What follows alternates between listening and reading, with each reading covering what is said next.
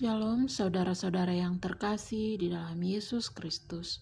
Marilah kita berdoa sebelum membaca firman hari ini. Tuhan Allah Bapa kami di dalam surga, Tuhan yang kami sapa di dalam nama anak-Mu Yesus Kristus. Terima kasih buat berkat-Mu di sepanjang hari kami. Dan sekarang kami akan membaca sebagian kecil daripada firman-Mu. Tuhan, Engkau memberkati dan menuntun kami agar kami dapat mengerti, memahami setiap firman yang Engkau sampaikan kepada kami lewat bacaan Alkitab hari ini. Inilah doa kami ya Bapa, di dalam nama anak-Mu Tuhan Yesus Kristus kami sudah berdoa. Amin. Kejadian pasalnya yang ke-11, Menara Babel. Adapun seluruh bumi satu bahasanya dan satu logatnya. Maka berangkatlah mereka ke sebelah timur dan menjumpai tanah datar di tanah Sinear. Lalu menetaplah mereka di sana. Mereka berkata seorang kepada yang lain, "Marilah kita membuat batu bata dan membakarnya baik-baik." Lalu bata itulah dipakai mereka sebagai batu dan tergala-gala sebagai tanah liat.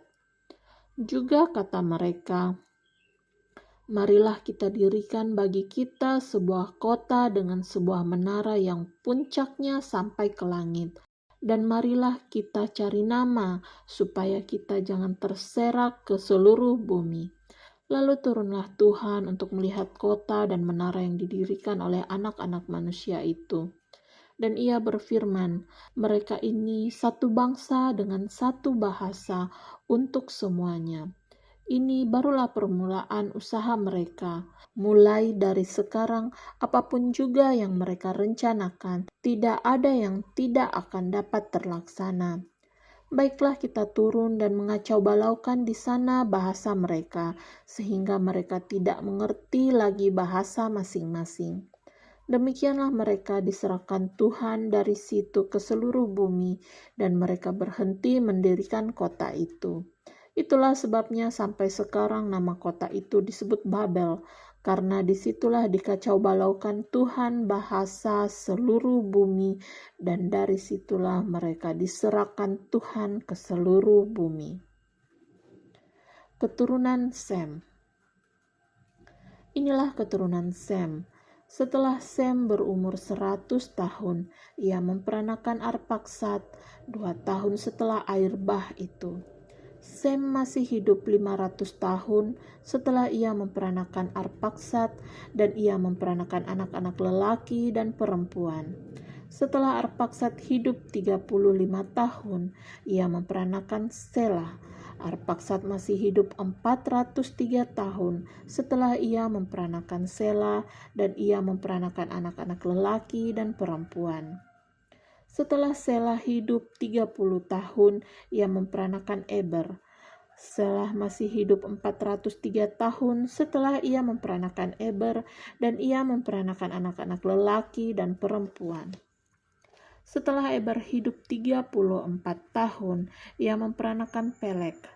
Eber masih hidup 430 tahun setelah ia memperanakan Pelek, dan ia memperanakan anak-anak lelaki dan perempuan. Setelah Pelek hidup 30 tahun, ia memperanakan Rehu. Pelek masih hidup 209 tahun setelah ia memperanakan Rehu, dan ia memperanakan anak-anak lelaki dan perempuan. Setelah Rehu hidup 32 tahun, ia memperanakan Seruk. Rehu masih hidup 207 tahun setelah ia memperanakan Seruk, dan ia memperanakan anak-anak lelaki dan perempuan. Setelah Seruk hidup 30 tahun, ia memperanakan Nahor. Seruk masih hidup 200 tahun setelah ia memperanakan Nahor, dan ia memperanakan anak-anak lelaki dan perempuan. Setelah Nahor hidup 29 tahun, ia memperanakan Terah. Nahor masih hidup 119 tahun setelah ia memperanakan Terah, dan ia memperanakan anak-anak lelaki dan perempuan. Setelah Terah hidup 70 tahun, ia memperanakan Abram, Nahor, dan Haran. Daftar keturunan Terah. Inilah keturunan Terah. Terah memperanakan Abram, Nahor, dan Haran. Dan Haran memperanakan Lot. Ketika Terah ayahnya masih hidup, matilah Haran di negeri kelahirannya di Ur-Kasdim. Abram dan Nahor kedua-duanya kawin. Nama istri Abram ialah Sarai, dan nama istri Nahor ialah Milka. Anak Haran ayah Milka dan Yiska. Sarai itu mandul, tidak mempunyai anak. Lalu Terah membawa Abram, anaknya, serta cucunya Lot, yaitu anak Haran, dan Sarai menantunya, istri Abram, anaknya. Ia berangkat bersama-sama dengan mereka dari Ur-Kasdim untuk pergi ke tanah Kanaan. Lalu sampailah mereka ke Haran dan menetap di sana. Umur Terah ada 205 tahun, lalu ia mati di Haran. Pasalnya yang ke-12, Abram dipanggil Allah. Berfirmanlah Tuhan kepada Abram, "Pergilah dari negerimu dan dari sanak saudaramu dan dari rumah bapamu ini ke negeri yang akan kutunjukkan kepadamu. Aku akan membuat engkau menjadi bangsa yang besar dan memberkati engkau serta membuat namamu masyhur, dan engkau akan menjadi berkat. Aku akan memberkati orang-orang yang memberkati engkau dan mengutuk orang-orang yang mengutuk engkau. Dan olehmu semua kaum di muka bumi akan mendapat berkat." Lalu pergilah Abram seperti yang difirmankan Tuhan kepadanya, dan Lot pun ikut bersama-sama dengan dia. Abram berumur 75 tahun ketika ia berangkat dari Haran. Abram membawa Sarai istrinya dan Lot anak saudaranya dan segala harta benda yang didapat mereka dan orang-orang yang diperoleh mereka di Haran. Mereka berangkat ke tanah Kanaan, lalu sampai di situ Abram berjalan melalui negeri itu sampai ke suatu tempat dekat Sikem, yakni pohon tarbatin di More.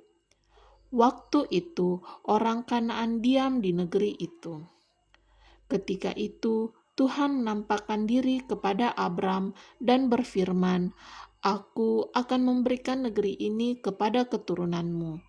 Maka didirikannya di situ mezbah bagi Tuhan yang telah menampakkan diri kepadanya. Kemudian ia pindah dari situ ke pegunungan di sebelah timur Betel. Ia memasang kemahnya dengan Betel di sebelah barat dan Ai di sebelah timur.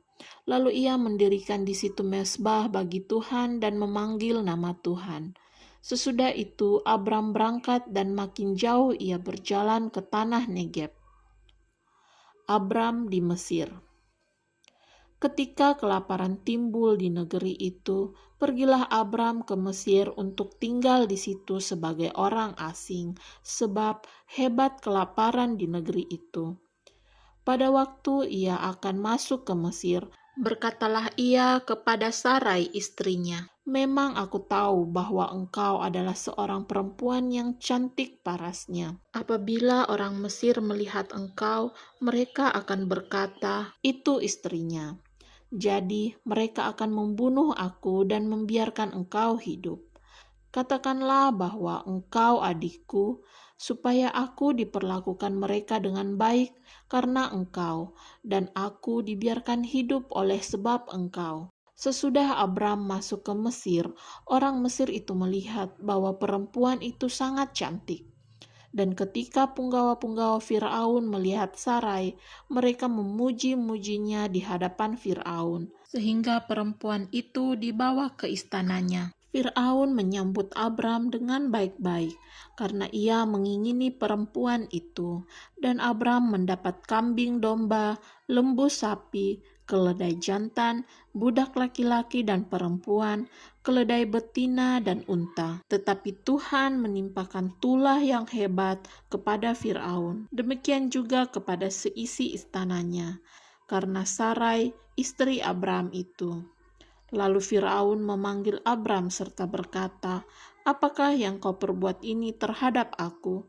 Mengapa tidak kau beritahukan bahwa ia istrimu?"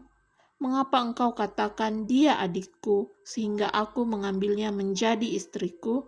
Sekarang inilah istrimu, ambillah dan pergilah. Lalu Firaun memerintahkan beberapa orang untuk mengantarkan Abram pergi bersama-sama dengan istrinya dan segala kepunyaannya. Amin. Terima kasih Tuhan Yesus, terima kasih Roh Kudus buat tuntunan dan penyertaan-Mu selama kami membaca firman-Mu. Kiranya damai sejahtera-Mu menyertai kami di sepanjang hari ini. Inilah doa kami yang kami alaskan dalam nama anak-Mu Tuhan Yesus Kristus, yang adalah Tuhan dan Juru Selamat kami yang hidup. Amin.